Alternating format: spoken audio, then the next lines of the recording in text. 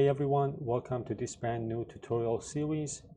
In this series, we're going to learn KnockoutJS step by step while building a practical insurance management portal using ASP.NET MVC. Now, before we dive in, let me set the stage. I'll be working in Visual Studio 2022 and will be creating an ASP.NET MVC web application project. So this whole series will run across about, let's say, 10 episodes. So by the end of it, you'll have a solid understanding of how KnockoutJS works and how to integrate it into a real-world ASP.NET Core project.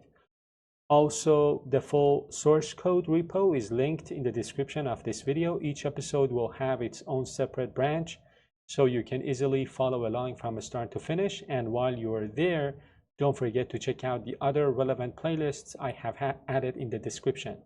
They'll help you reinforce some of the concepts we'll be covering here.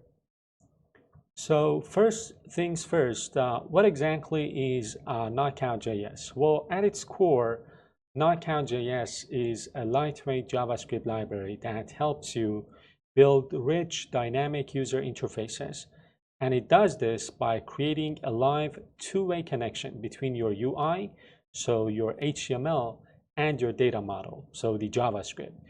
This is a concept known as declarative binding, which is a very important, concept in KnockoutJS. Let's talk a little bit about, declarative binding and what declarative binding and declarative actually means. So declarative binding, using declarative binding, instead of writing a bunch of code that says, when this happens, go find this element and update it, you simply declare that a specific HTML element is connected to a specific piece of data.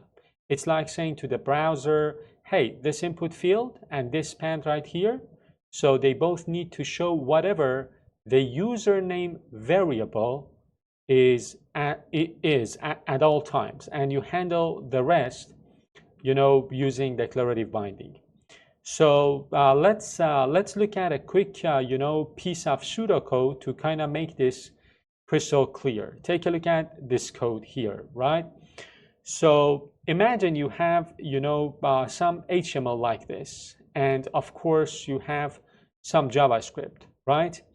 So the magic here is that as soon as you change, the username inside of this input, as soon as you change this, value here, KnockoutJS automatically updates both the input field and the span for you. So you don't have to lift a finger to do any manual DOM manipulation. It just works. And that's the beauty of using Knockout. So this whole process is built around a powerful design pattern, which you might have heard about before, and it is called MVVM. MVVM stands for Model View View Model. And I know that, MVVM is also used in other, technologies like WPF. For some people, it might sound a little bit intimidating, but let's break it down into, plain English. So let's talk about the three, important elements of this pattern. The first one is model. Model represents your raw data. So think of it as the real world stuff you're working with, like a customer object with a name and address, or a policy object with a premium and a duration. The next element is view. So view, as the name suggests, is the HTML. So the part that user actually sees and interacts with. So your buttons, text boxes, and tables. The next one is view model. So view model is the superstar that kind of links everything together. It's the JavaScript object that holds your data and operates and exposes them to the view. So think of the view model as like a skilled translator, right? The view and the model speak different languages, and the view model is the one that makes sure they can talk to each other and stay on the same page. It's the glue that holds your whole UI together.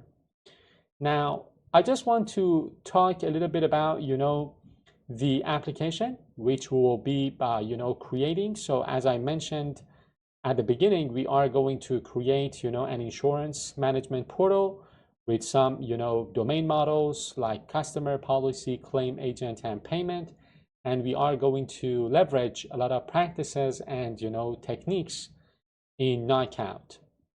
And these are the, things that I want to, use. So in the front end, of course, we're going to use HTML and KnockoutJS. Our backend is going to be developed using ASP.NET. So we're going to have an ASP.NET MVC web application. The database would be SQL Server, and the tools, of course, Visual Studio 2022 and SQL Server Management Studio. To save a little bit of time, I have already created the web application. So as you can see here, this is the insurance portal.web. It's an MVC web application with two simple controllers, which we will explore, and the views folder with some subfolders like home, insurance, and shared. But before I do that, I want to talk a little bit about why should you use KnockoutJS. So there are so many reasons to use KnockoutJS. Right now we have so many libraries out there. So why would we choose Knockout? First off, Knockout gives you a clean separation between your UI and your business logic. So this makes your code much easier to read and maintain. It provides two-way data binding for forms, which is an absolute lifesaver. You don't have to manually grab data from an input field and then push data back to a span, for example. And it's all handled automatically using declarative binding. It's a special observables that we will explore handle real-time data updates without you having to write any extra code. Last but not least, I would say that it's perfect for building highly dynamic UIs like forms that change based on user input, searchable tables, or live dashboards. So again, I already talked about the application, which we are going to develop, as well as the technology stack. So let's go ahead and explore the project a little bit, and then we will start by creating our sample view. As I told you, I have the simple controller, the home controller with two action methods, so index and privacy. And inside of my home subfolder, in my views folder, I have index and privacy, so the two views that these two action methods are going to return. Then I've got the insurance controller, which has this simple index method, which is responsible for returning a view. The view is not here. We will add the view in this video. Then I've got the shared folder for my layout, as you can see here, as well as my validation script partial, and my view imports, and my view start. So for this tutorial, I would say you need to be a little bit familiar with ASP.NET Core MVC web applications. If that's not the case, if you need some help, you can use some of my other playlists on the channel. But if you're absolutely unfamiliar with ASP.NET Core MVC, no worries. I'm going to take everything step by step. So I'm going to explain everything in full detail in very simple terms. So let's get to the notes again. By the way, I'm going to pin this file, and then I am going to create a simple view. So we're going to create a new file, right? We're going to create this view, as you can see here, and we will call this index.html, which of course is going to be returned when we hit the insurance controller and this method. So what I am going to do is to create a view here. I'm going to create an empty view, and I'm going to call this index. And then what I want to do is to create a simple view. I'm going to set the view bag dot title. I want an h2 element, a paragraph tag, and a span tag. And then I've got the a script section where I am importing Knockout using my CDN, and then I am going to reference a file which doesn't exist for now, but I am going to create it, and then I am going to run this JavaScript code. So this is the file which I need to create inside of my www root folder in the JS folder. And then as you can see here, I have some elements with some specific attributes applied to them, like data bind. And then I have data bind here as well. So data bind text, data bind value, which I am going to discuss shortly.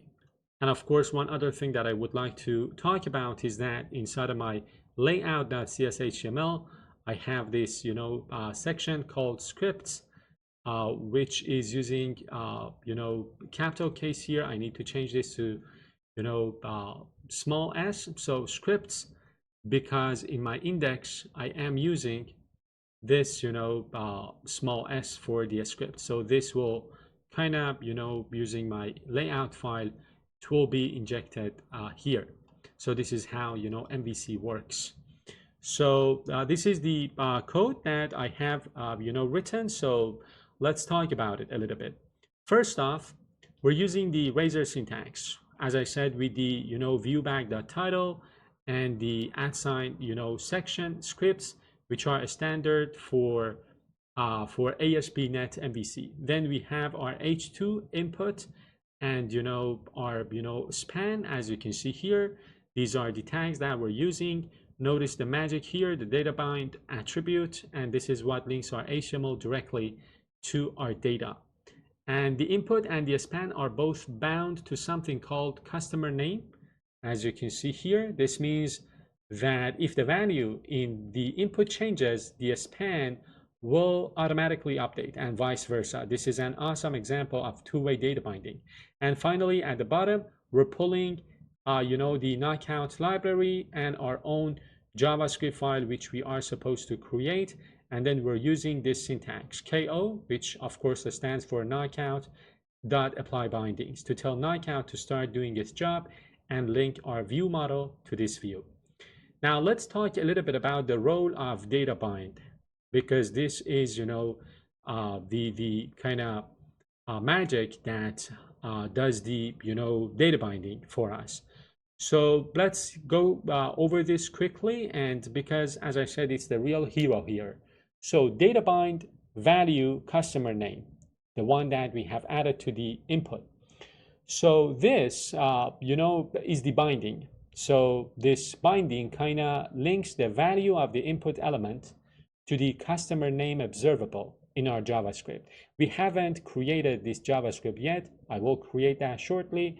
And I mentioned the word observable, which I am going to discuss shortly.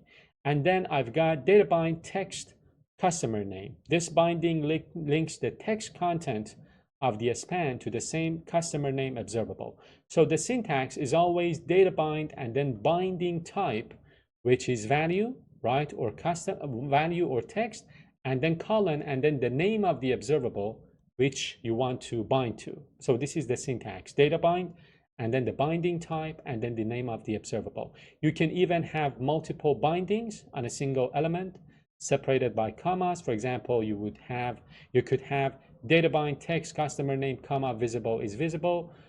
This is absolutely possible, and this means that the binding would not only show the customer's name, but would also hide or show the element name, the element based on the value of another observable called is visible. Now I talked a little bit about observables. Let me take you to my notes, because I've got this observables section here, and I want to talk about this. So the word observable, right? This is a very important word when it comes to Knockout. So let's get into it. An observable at its core is a special type of variable in Knockout. Think of it like a smart variable that knows when its value has changed and then automatically tells the UI to update itself. Here's how you declare one observable. So as you can see here, self.customer_name, ko.observable, and then some value.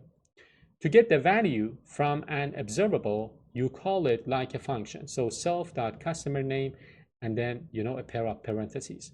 To set a new value, you pass the new value to it like a function. So self.customer_name, and then inside a parentheses, something like Jane. When you do this, Knockout handles the rest of the process using declarative data binding, and your UI instantly reflects the change. Now, the next step for us would be to create, let's say, the brain behind these declarative bindings that we have in our view, right? And when I say brain, I mean the view model. So basically, what we need to do is to create this file inside of JS view models folder. We are going to create this folder, and then we're going to create this file, and then we are going to add this function to this file, and I am going to discuss the content of this file. So inside of my root, I am going to create the view models folder, so view models, and then I'm gonna paste this file here. I'm gonna call this dashboard.js, right? Dashboard.vm.js. I am going to remove this and create this view model as, of course, a function.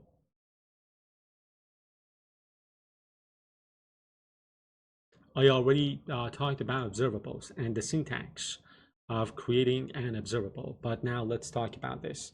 Here, we're defining a simple JavaScript function, right, which will serve as our view model. So we're using var self this, which is a common convention to make sure we always have a reference to the view model instance itself. Then we're declaring a couple of properties on the self object. So heading and customer name. These are the two properties. We're wrapping them in ko.observable, which turns them into those special dynamic knockout variables we just talked about, observables. And that's it.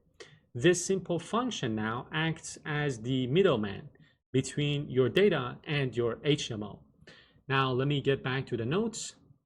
And the next step would be to update the layout HTML file. So this is the last thing before we can, test our app. We need a way to be able to navigate to our new dashboard. So what I am going to do is to open my, layout file. I'm going to zoom out a little bit, and this is, the place where I will insert my navigation items. So basically, several LI elements that we can use to get to that, action method in the insurance controller. And then the insurance controller, the index action method here will render this, index, view, which we have set up, as well as, the view model, the dashboard VM. So let me get back to my layout and, add my LI elements here. So the first LI element is going to take us to the home controller, index action. The next one will take us to insurance controller and index action, and the last one will take us to the home controller privacy action. Let me save everything, and then that's it. We can now test the application. So it's time for the moment of truth, as they say. We are going to run the project by hitting the play button in Visual Studio, and once the application loads, we will be able to click on that dashboard link in the navigation bar, and we are supposed to see the text box. The text box with this, sample piece of text, right? And of course, we will be able to, type things into the input in the, input here.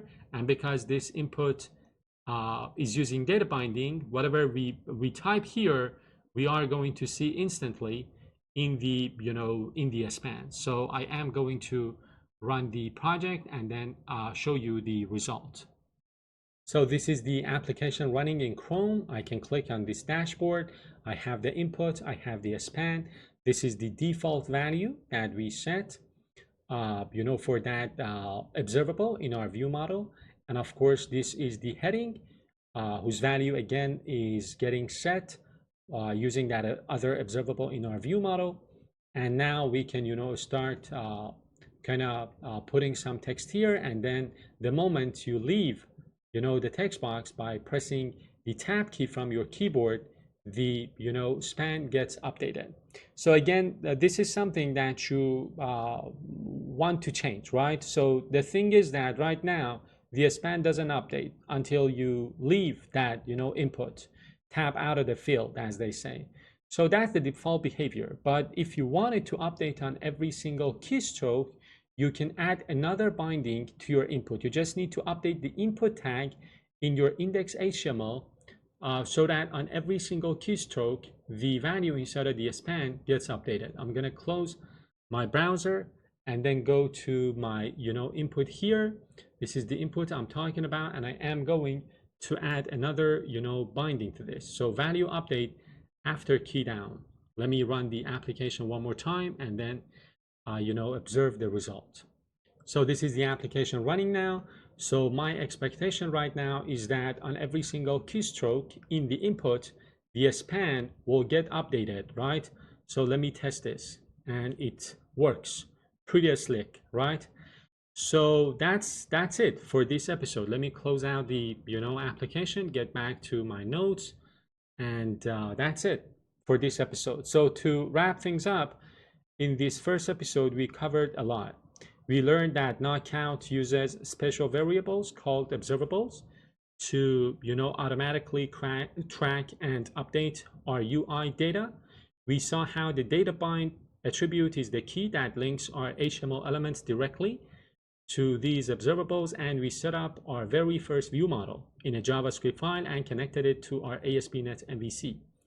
Now that's the end of this episode. In the next episode, we'll start adding more features to our insurance portal application, and we will put a lot of more concepts to work. So make sure you hit that like button and subscribe so that you don't miss the next episode. And that's it. See you next time. Bye-bye.